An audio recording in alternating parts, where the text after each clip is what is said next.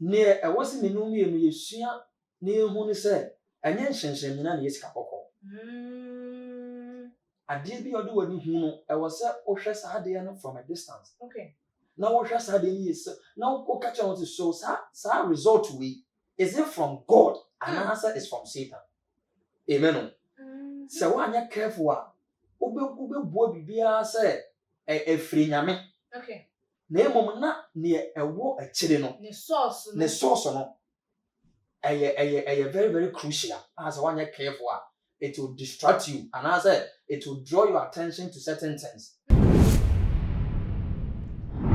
Shonko and Komawa Washa Messabri, it was too much GHS. So, Muniaba, a queer sikapa, and then so Miss Sanso, anyway, dear Shia, oh, your fiddy cassie, so, and any day kind of washer, and I won't subscribe here. If I like a videos, not share on all the social media platforms, and so it means of following our IG page and your Twitter page, so Atuma GH. Underscore. Now, I was for video be about Becca a year and son, I'm so my gun of what do say, hey. And you man not just say encanne no just say who say a mebunu yen say dear and no and akwa ye just say the lifestyle and say the trender woman the woman who eshe eye emu encanne say will be ebeka say wo kwa musie ye krampo na just say suro e woman so ne mebunu no eho and a woman the woman gudie kese epa ewo ankanya me dum boa wo no wodi mfie ba ko ka wo mfie nkwanim sanka sori demo and a wo ekokọ de awrade ase say wodi mfie ba ko aka wo mfie ho na ne mom beko children so mamu ni se mon sa so ma che aduare no makwa kocheche bibi e de ama enyanka ne awisia na so ne de yam no ka say memu amienu bi wo mo de nyame dum boa wo mo di mfie ba ko ka wo mo mfie ho eye ensamampo mu aya musie ye e na kire se wo mo ekoye se wo mo kwakwa kodi eye wo ma woda enya nkrofo so ma wo mo di wo ma chi koye kokko celebrate ye ewo eho na ebusia ye hwe video no emra ye ba ya do mu esuko Which veg na hani na wa na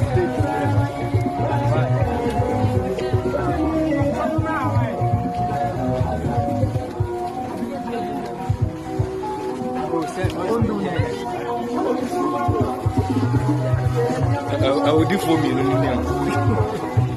I'm quite I'm with the birthday was here. Now out of four said the mankasa modi mani ekoko hunu yenu ebie na sen na wadwin esi FIE wo eye normal ebinu hu ne se we de mfunso bia eni ebinu so hu ne se ada bi se Ghana na se bi nipa bibini na mo nto a ebinu mu etuom entwe ye we ye dambo ntra so abusian for evangelist Eben wa ha no ma chese ye ne no ebedo nse no mo asukoni abusa no se de wo hwe video yi se no no so ehunu esi evangelist mo kwa ba. Oh, yeah, no, madam. Bibia boko dear. Nyame adom so me ho eye. Na we dear said the wa wodi wani share eye video yi na chese mamu amienu. Emusie ye bia ye chese ni se nkofo wo mawuo. Ye ko ekokogya wo mo e wo honum na ye befie na chese ye be ye de aka e wo eye efie no wo mo de nyame dombo a wo mo de enfie ba ko ka wo mo mfie wo. Wo manije ni wo ma ho ahoa no nyina no. Woman de kwamusie ye na chese won kokodi ye o hwa eye normal anase nye normal Many about me that's it.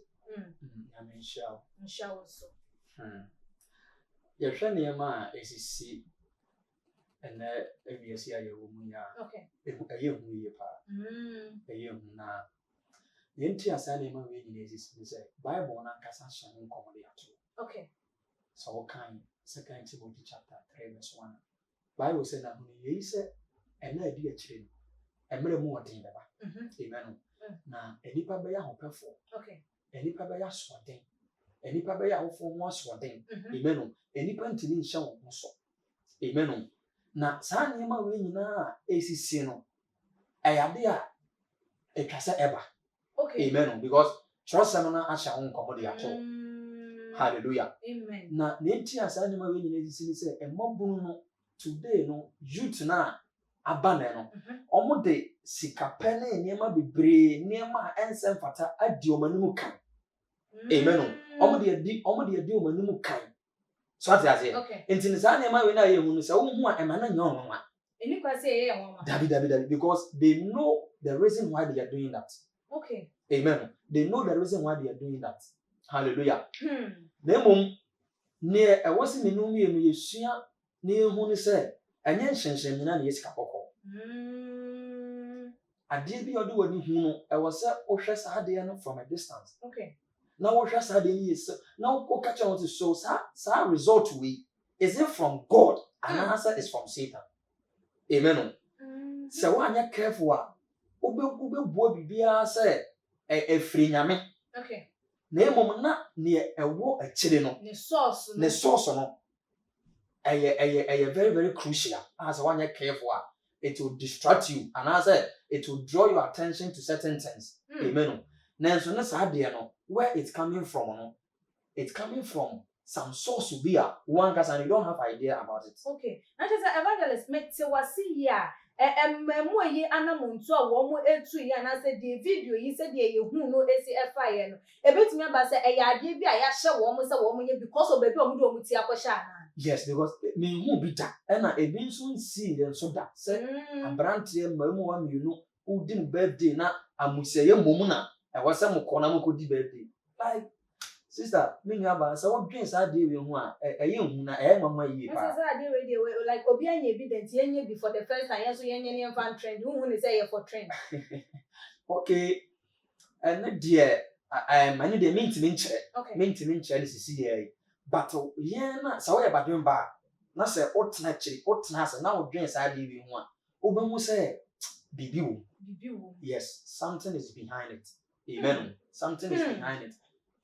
Na evangelist ye anamuntu a ememu ye etu ye se eya agudie keke krampo na bia wo mukokodi ye se ye fa se o yeso ye for trend anase ye na yenso ye nkofo ahu ye na nkofo abehwehwe ye bu se e na ememu e he na wo mote krampo na ebetime nya sunsunso bi ewo wo mo abrabo eso ana wo mo mukokɔhia mu ewo ho no mu no nyina no because enim se nka wo kwa ho no mu a e se ye kwakɔgya wo bi chese nipa no wonka eya atiasefo ho ene ekokogya ne kwan wo ba ene de atiasefo no mum ene akwakɔ gina ho no ma wo mo gi wo mani ewo ho no mo betine nya nsusuanso boni bi ewo mo kra wo mabrabo ana wo mo nipadua eso ebetime nya nsusuanso bi ewo wo mabrabo so because amusiye de se eyawufo na ye de wo kɔ sa ene ebia obi a wawu no na bia ne family na ase na adofo ebia afibi na omakɔ na so na omakɔ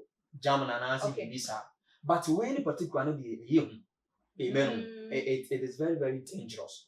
Meme ntiase mu de ebia na baby amrante ndo omo ho akɔhye. Okay. Ana ebia adwuma de bi omo ye na ebia ya hye omo se ebia omo ntu sa na mo. Okay. So that is omo ntu sa na mo. Omo no mo nim the kind of benefit ombenya area free sana mona omo atu no me na about ya say so omo no ombenya omo no nim de omo ye particular bibia na wo say emabunu ye de ye hu ehyem anase ye sesi an wo Bible say o kan 2 Timothy 1:15 or say and that from childhood you have known the holy scriptures, okay, which is able to make you wise unto salvation. Okay. Amen.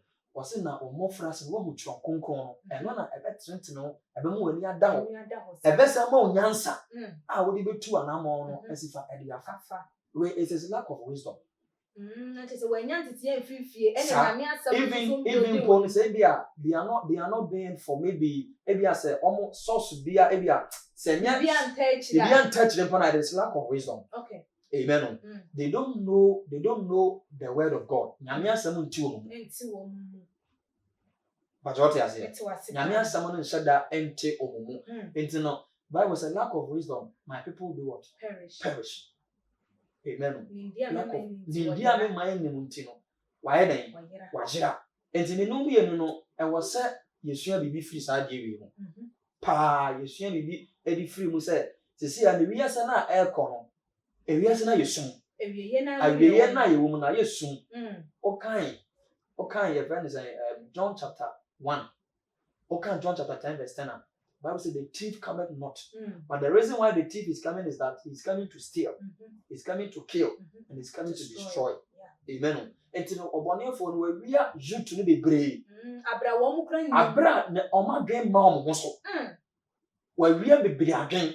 Amen. Wia bebree adwen a enema bi wo wa jutu no ya enya omo mponye omadwen. Because of say sikapɛ ne nneɛma bi a adi wɔn anim kan ti no ɛna Satan de wɔn yɛ saa ɛkɔ saa te deɛ no. Willingham Dixon, a commenter, whatever, said the police should not sit and watch this nonsense go on. They should arrest. That is why the white people don't respect the black. What do we get by doing such idiotic thing? When it's supposed to function, now and I'm so ama near Bema so ebaya will be chilling one another to say. I don't see this to be madness. He believed one will become a tenant in the cemetery. No, there was who is away. But then some man said, "Be a woman." Or when they say, "Mabunu to Sanamon," because women said that could be woman to be. I'm all ye best see a woman to one more air, the air show say, near one more bar, not just met me to one more fellows.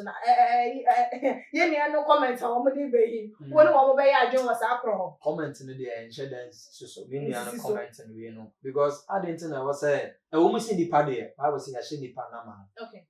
Then, so I won't do I then I won't cross you that. But I did go while we are many of myself, James, I did so Yansan, a woman, and I said Yansan, and son will be true and mobile. Why then? What Bible count? Proverbs 3 verse 5. Is a trust in the Lord with all your heart and lean not on your own understanding. Yeah. In all your ways, acknowledge him, and he will direct your path. Yeah. And I did no my yano. Open so chairman said, Yamon Concon at a directive will be Debbie. No, it is coming from the devil. Satan, I'm almost our mindset and now we to Sana. And then Yago Pon Mouse are being fun to Sana. The Biara, any cabinety was say, okay, I see nothing wrong with it. On those who will be Bonnie Bia, a woman. A day in Tina, a day and common ABC. Ghana for the one answer, a dear and ya. Didn't Tina yes, Rose, a better Macasa, a dear and yet, now Abema and Mabuno actual model and who everyone else so done there one more and then I say, and no criminal is stroker. And I said the consequences after say a canoe, Nintina a cataso. About say, on my way in Ankasana, Nipa be now pass a mushrasa. But Chabukum said, Bible said, you shall know the truth, and the truth shall set you free. A dear Bakua, a hammy and say, and a correct young cat, and a cry young pancant, and an armor of branding or how be brina, a coso our mind. Okay. Mabuni Yano cry. And I first of all, I was sent to free, your body for a whole epa. Send a 24 bar, and then a mobile Susan who said, because Nidi kind what Tony Shan would be kind and auntie. Amen. And he said, what would be kind and said, what kind of crab then and the all banners on or back on crab. It's in our saying in an Indian such a. Now you can't crab at your way home. Not baby, a salmon no Canada, or say the two, and Mona a bit me up boy, am I in an man, a bit my fun to my pie. A dear friend, Evangelist Wakasai, Nansunina, Emuno, far a yellow foot to our word member Bruno to a jar FIMIA, and a foot to our word and ma and member penny for Obipia, because a foot to you will be an empire a year and home, young far and to Daniel Fancy. Okay, my foot to a Medema, and my Bruno and Marua, a war of mine. And I feel we are safe and young and said, if we are seeing now, you woman, young can only say, and check, na erade abba. Okay. And check never or baba. Amen. And check never abba. Intino, and I won't be a wood to know. I was so be so that the answer. So that and I won't be busy and person here. So that I saw any men call. And our mammy call. Okay. Now I was said, me no me use so no, share your brother bougie. Ya brabona ye bono I was see a dream action. Okay. Say a baby a bay and neno, a see that ye dear, I'd actually be trust over. Okay. That so be ever your so. The other abrabo ye biano, ube trust over. Okay. And then I was said, ye shay ye, na ye bo ya brabo ye, na ye for Christo. I didn't hear you any day. Ye cry a jimqua. The Bible said he's the one who knows tomorrow. Is the author and the finisher of what? Of our faith. What can Joshua 1 verse 8? I say, this book of the law shall not depart from your mouth, but meditate on it what? Day and night, and it's written in it. And all this blessing will come upon you. Yo, evangelist, you better a year was say, I was here. Ejidi ye say when you futu e dey free evangelist Eben nensema wo kan ye no emu. Ememo ya na monto otu ye yi. Wo so say na wo nu esi efa. Entity ya awofo ya to eyesi e wo kwan bisu ana. Ene na chese Ghana for do na hu ni say na awofo ensori waka because the ekoyi e dey eni eye ayenya. Wadi nche no. Obetimi da beto your comment section. Like a videos not share on all the social media platforms. So media eni ekuya sikapa makwa.